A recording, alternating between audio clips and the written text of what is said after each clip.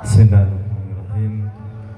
Assalamualaikum warahmatullahi wabarakatuh. Waalaikumsalam warahmatullahi wabarakatuh. Alhamdulillah bi ni'matihi tatimmu shalihat wa bi fadlihi tatanazzalu al-khairat wal barakat wa bi tawfiqihi tatahaqqaqu al-maqasid wal ghayat. Allahumma salli wa sallim wa barik wa karrim ala sayyidina wa habibina Muhammad wa ala alihi wa ashabihi ulil fadaili wal karamat. Amma ba'd.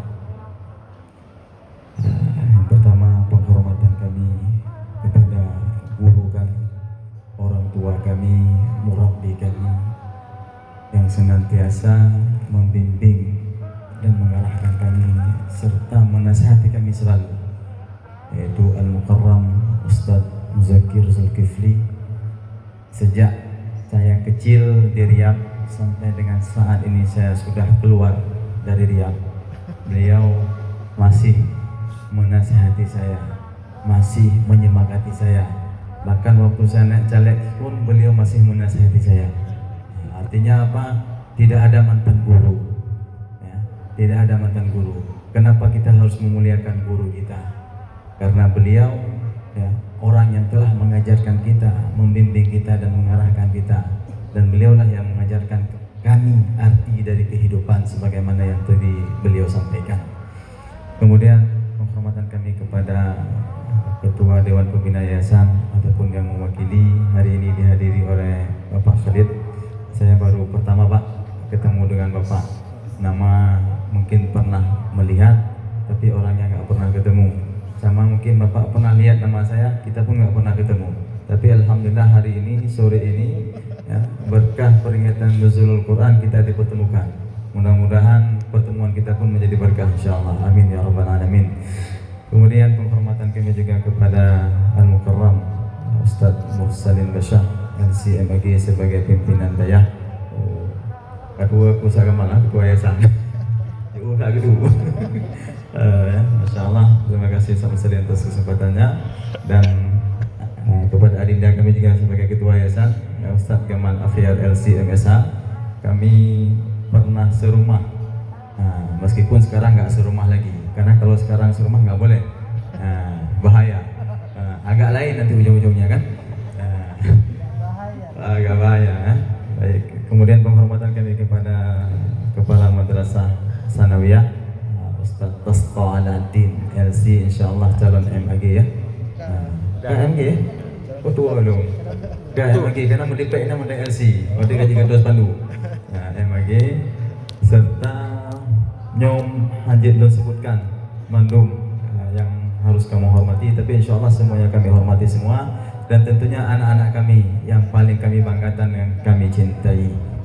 Alhamdulillah, pada kesempatan yang berbahagia ini Allah Subhanahu wa Ta'ala memberikan kesempatan kepada kita untuk bisa bersilaturahim dalam rangka saling mengingatkan, dalam rangka meningkatkan keimanan dan ketakwaan kepada Allah Subhanahu wa Ta'ala. Jujur, sejujur-jujurnya yang berdiri di hadapan antum semua hari ini bukanlah yang terbaik, tapi yang terbaik hari ini ada guru saya, Ustadz Muzakir. Beliaulah yang menjadikan saya hari ini seperti ini. Tanpa bimbingan beliau mungkin saya hari ini nggak seperti ini. Kalau mungkin saya mau bongkar sedikit, saya ini termasuk orang-orang yang di belakang ranking di Likud. Rankingnya nggak pernah di depan, banyaknya di belakang. Tapi alhamdulillah, dengan bimbingan daripada guru kami Ustadz Muzakir, yang kadang-kadang beliau muncul nggak tahu kapan adanya. Tiba-tiba pas kami lihat ada Ustadz Muzakir. Ini jujur. Jujur nak, ketika kami lagi duduk-duduk lagi main-main, tiba-tiba lewat Ustadz Muzakir. Kagetnya luar biasa kami. Pas mau salat lihat nggak ada, lihat di situ tadi Ustadz Muzakir pas mau salat. Tiba-tiba pas kami mau sampai ke masjid, beliau udah di depan masjid. Masya Allah. Ini mungkin tanda-tanda beliau orang yang keramat. Ini yang saya sampaikan bukan isi curahan pribadi ya, tapi semua alumni kami letting ketiga di Dayah Nurul Islam Anak Bangsa.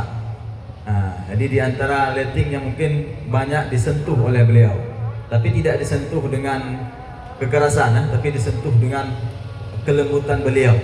Nah, jadinya alhamdulillah hari ini alumni beliau, ya, murid-murid beliau yang tamat dari Dayah Hurul Islam Anak Bangsa, kemudian dari Dayah Insan Qurani juga, nanti ada yang dari Ruhul Qurani juga, dan juga Dayah Samudra Pasai. Nah, kalau kami bilang Ustaz Zakir ini spesialis Dayah. Nah, pimpinan kepala badan Dayah aja nggak punya dia Dayah, tapi Ustaz Zakir, ya, punya Dayah sudah banyak. Dari pertama Riyad, Insan Qurani, Ruhul Qurani, Samudra Pasai Madani, II semua. Ruhul Islam Anak Bangsa yang kawan. Ya? Nah, jadi sehingga kami melakap beliau, ya, sebagai spesialis Dayah, tengkunya Dayah, menyertanya di Aceh. Jadi hari ini kita harus berterima kasih sekali karena alhamdulillah di sela-sela kesibukan beliau masih mau hadir ke Dayah kita. Semata-mata apa? Peduli. Semata-mata beliau memberikan perhatian kepada Dayah Samudra Pasai Madani ini. Makanya kita jangan menyia-nyiakan kehadiran beliau. Kita harus mengambil manfaat, semangat daripada beliau. Di saat beliau sudah lanjut usia, bukan tua Ustaz, masih tua, lebih tua daripada murid. Ya? Tapi beliau masih semangat untuk memberikan motivasi kepada kita. Nah, makanya anak-anak kami yang dimuliakan oleh Allah Subhanahu wa taala, ya, mudah-mudahan pertemuan kita pada sore yang berbahagia ini insyaallah akan membawakan keberkahan yang luar biasa. Apalagi kita memperingati peringatan Nuzulul Quran. Nah, Nuzulul Quran yaitu peringatan diturunkannya Al-Quran. Kepada siapa diturunkan Al-Quran? Diturunkan kepada Nabi Muhammad sallallahu alaihi wasallam. Ya, luar biasa. Kita diberikan oleh Allah karunia yang besar, ya, mendapatkan seorang nabi teladan yang mantapnya bahkan kafir pun mengakui, ya, orang kafir sekalipun mengakui kehebatan baginda Rasulullah sallallahu alaihi wasallam. Begitu hebatnya baginda Rasulullah. Makanya kalau hari ini kita enggak bersyukur menjadi umatnya Rasulullah sallallahu alaihi wasallam, maka ini rugi. Ya, rugi sekali ketika kita mendengar nama Rasulullah kita enggak mau berselawat ke atas Rasulullah. Dikatakan dalam sebuah hadis, di antara orang-orang yang akan rugi di hari kiamat kelak nanti adalah mereka yang ketika mendengar nama Rasulullah mereka enggak mau berselawat kepada baginda Rasulullah sallallahu alaihi wasallam. Allahumma shalli ala Muhammad wa ala ali Muhammad.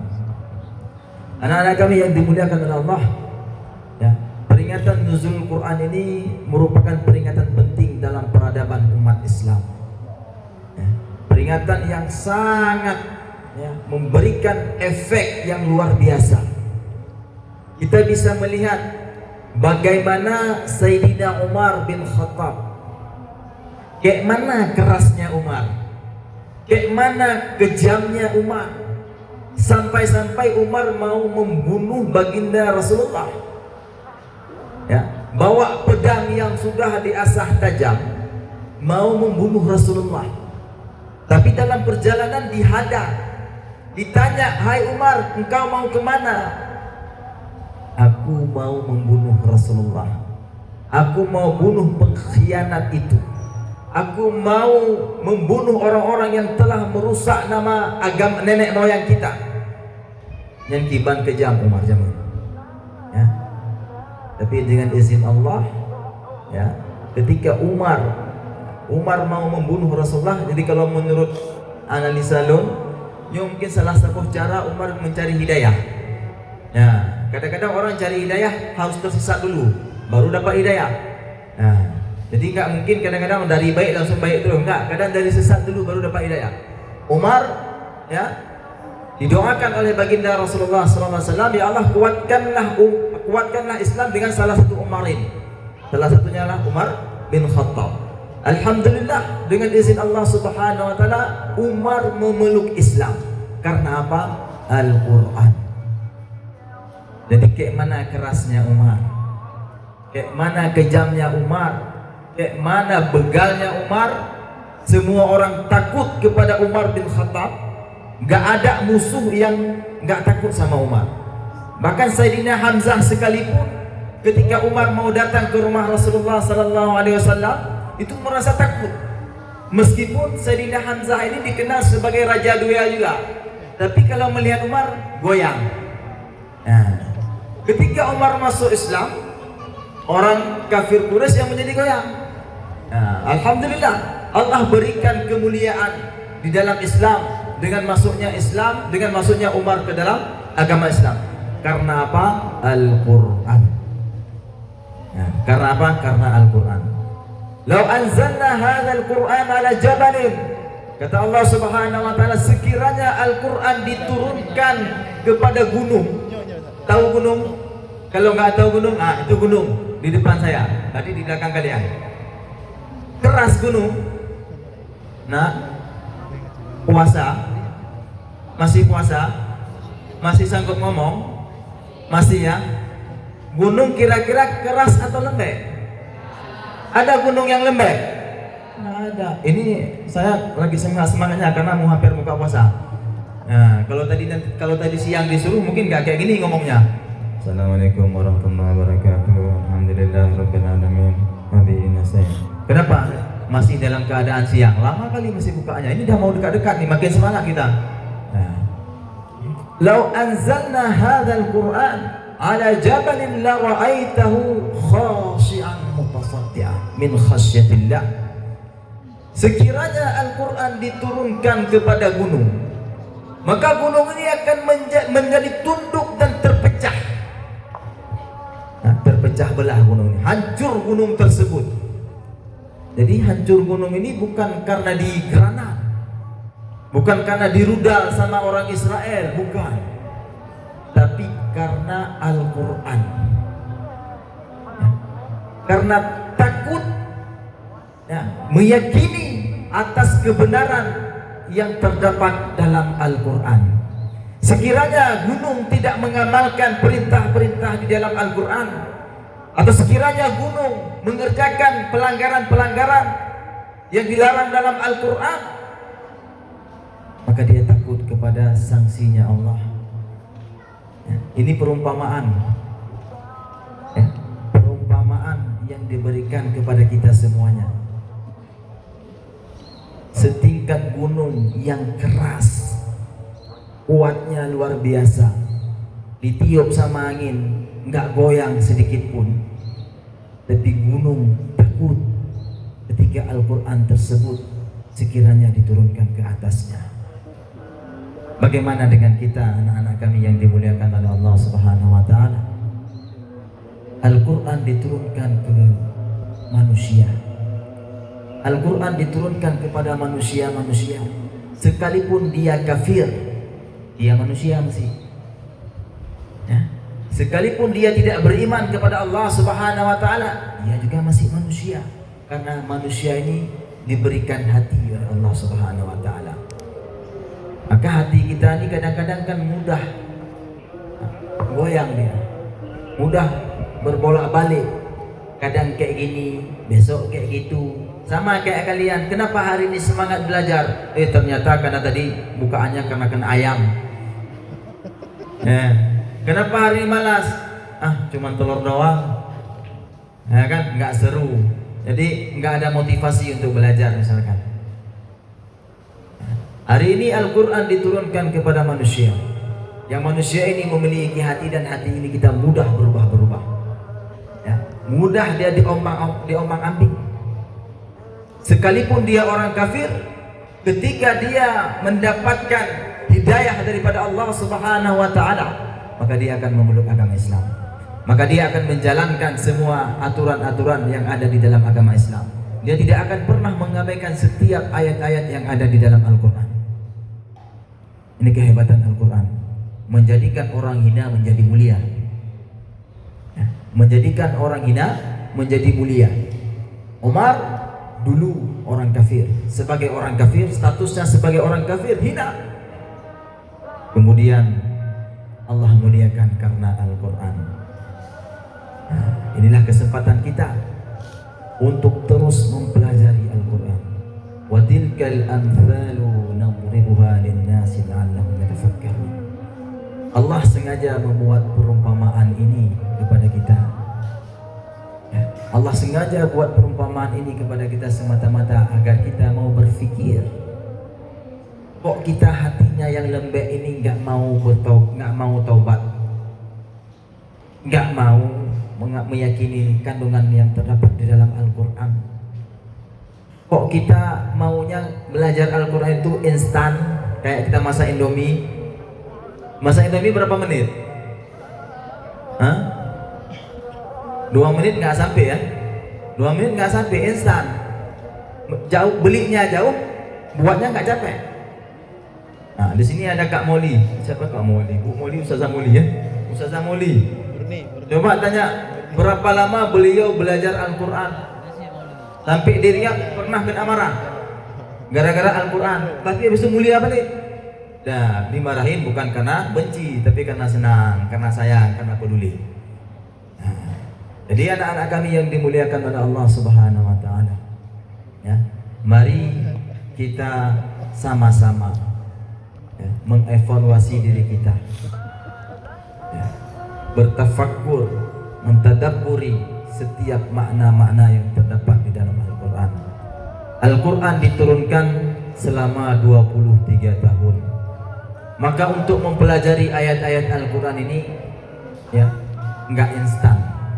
Tidak secepat kita membalikkan telapak tangan kita. Hari ini belajar, besok langsung bisa. Nggak mungkin. Ya. Banyak hari ini orang bisa baca Quran, tapi dia belum paham. Ya. Dia belum paham. Dia nggak tahu apa maksudnya. Kenapa dibaca seperti ini? Kenapa hukumnya seperti ini? Dia cuma tahu baca. Ataupun dia sudah tahu baca Quran, sudah tahu maksud daripada ayat Al-Quran, tapi dia belum mampu mengamalkan, belum mampu mengaplikasikan setiap kandungan ayat-ayat Al-Quran tersebut di dalam kehidupannya. Kenapa? Karena Al-Quran hanya sekedar dibaca ya. Al-Quran tidak masuk ke dalam jiwanya.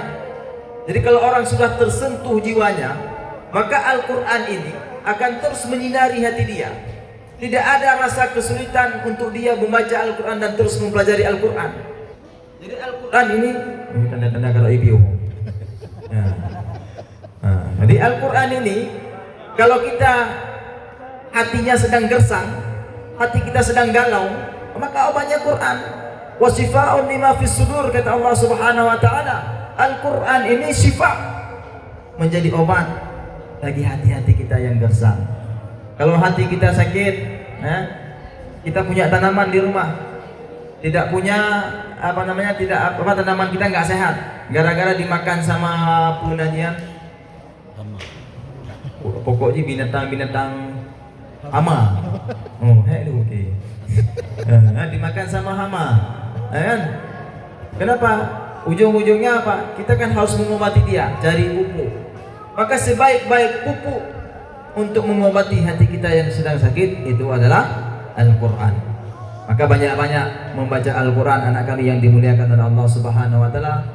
Bukan hanya anak-anak, mama-mama juga, bapak-bapak juga, kakek-kakek juga kalau ada di sini. Ya, karena membaca Al-Quran ini bukan hanya diperuntukkan kepada anak-anak muda. Nah, jangan sampai nanti muncul pertanyaan seperti anak saya nanya, "Mbak, kenapa yang pergi ke masjid itu banyakkan orang tua dibandingkan anak-anak muda?" Kayak mana kita jawab? Kalau kita bilang anak muda sudah game over, nggak mungkin. Ini di depan semua anak-anak muda semua, ya kan? Alhamdulillah semuanya sehat walafiat. Nah, jangan sampai ada pertanyaan seperti itu. Jadi Al-Quran diperuntukkan kepada semuanya, baik itu anak muda, orang tua, orang Islam, orang kafir, semuanya. Siapapun mereka, selama dia manusia, maka Al-Quran itu berlaku bagi dia. Nah, anak-anak kami yang dimuliakan oleh Allah, mau mulia, mau hidup mulia, mau, maka dalami Al-Quran, pelajari Al-Quran, terus mempelajari dan membaca Al-Quran meskipun kita tertatih-tatih, meskipun gigi kita sudah copot. Ketahuilah ini lebih baik daripada semua yang kita kumpulkan di dunia. Sebagai penutup, suatu ketika Umar didatangi kafilah dari Irak. Mereka membawa segerombolan hewan ternak sebagai pajak yang harus dibayarkan. Jadi ketika dibawa ke hadapan Umar sempat kaget Kaget bukan karena dia bawanya hewan, bukan karena nggak dibawa uang, tapi kagetnya adalah hewan ternak yang dibawa itu melebihi prediksi hitungan daripada Sayyidina Umar bin Khattab. Keluar Umar bersama pelayannya, ya, dihitung 1, 2, 3, Masya Allah banyak sekali hewan ternak tersebut. Tapi Sayyidina Umar bin Khattab merasa ini bukanlah sebuah keberkahan, ini bukanlah sebuah keajaiban, ini bukanlah fadlun minallah menurut Sayyidina Umar bin Khattab. Maka datang pelayannya berkata, wahai Umar, ini adalah rezeki daripada Allah, ini adalah karunia Allah, kata pelayannya.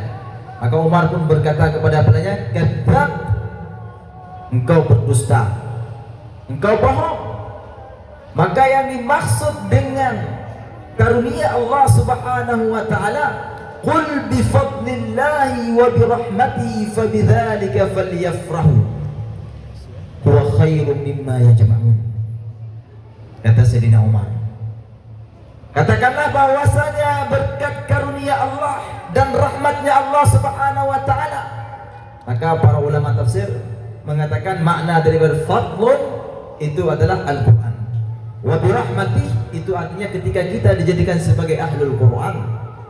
Maka oleh karena itu fabidzalika falyafrahu, hendaknya mereka berbahagia, hendaknya mereka senang karena dijadikan sebagai orang-orang ahlul Quran.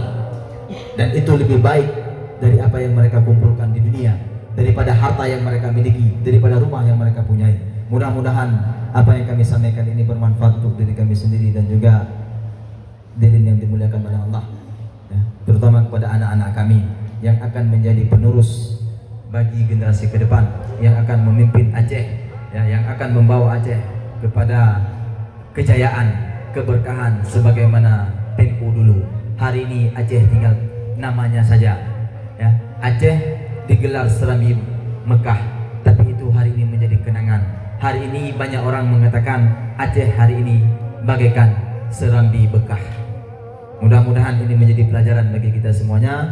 Saya mohon maaf atas segala kekurangan, atas kekeliruan, atas sikap saya, perkataan saya, ataupun hal-hal yang menyinggung perasaan hadirin yang dimuliakan oleh Allah Subhanahu wa taala. Terutama saya mohon maaf kepada guru saya Al-Mukarram Ustaz Muzakir. Mari sama-sama kita berdoa kepada Allah Subhanahu wa taala. Astaghfirullahaladzim. A'udzu billahi minasyaitonir rajim. Bismillahirrahmanirrahim. Alhamdulillahi rabbil alamin. Hamdan na'imin, hamdan syakirin, hamdan yuwafi ni'amahu wa yukafi'u mazidah. يا ربنا لك الحمد كما ينبغي لجلال وجهك الكريم وعظيم سلطانك. اللهم صل على سيدنا محمد وعلى آل سيدنا محمد. اللهم اغفر لنا ذنوبنا ولوالدينا وارحمهم كما ربونا صغارا. اللهم احسن عاقبتنا في الأمور كلها وأجرنا من خزي الدنيا وعذاب الآخرة. اللهم أعنا على ذكرك وشكرك وحسن عبادتك. اللهم إنك عفو حليم كريم تحب العفو فاعف عنا يا كريم. اللهم لا تدع لنا في يومنا هذا ذنبا إلا غفرته، ولا هما إلا فرجته، ولا مريضا إلا شفيته، ولا ميتا إلا رحمته، ولا دينا إلا قضيته، ولا حاجة من حوائج الدنيا والآخرة إلا قضيتها ويسرتها يا رب العالمين. ربنا ظلمنا أنفسنا وإن لم تغفر لنا وترحمنا لنكونن من الخاسرين. ربنا هب لنا من أزواجنا وذريتنا قرة أعين واجعلنا للمتقين إماما. ربنا آتنا من لدنك رحمة وهيئ لنا من أمرنا رشدا. ربنا آتنا في الدنيا حسنة وفي الآخرة حسنة وقنا عذاب النار.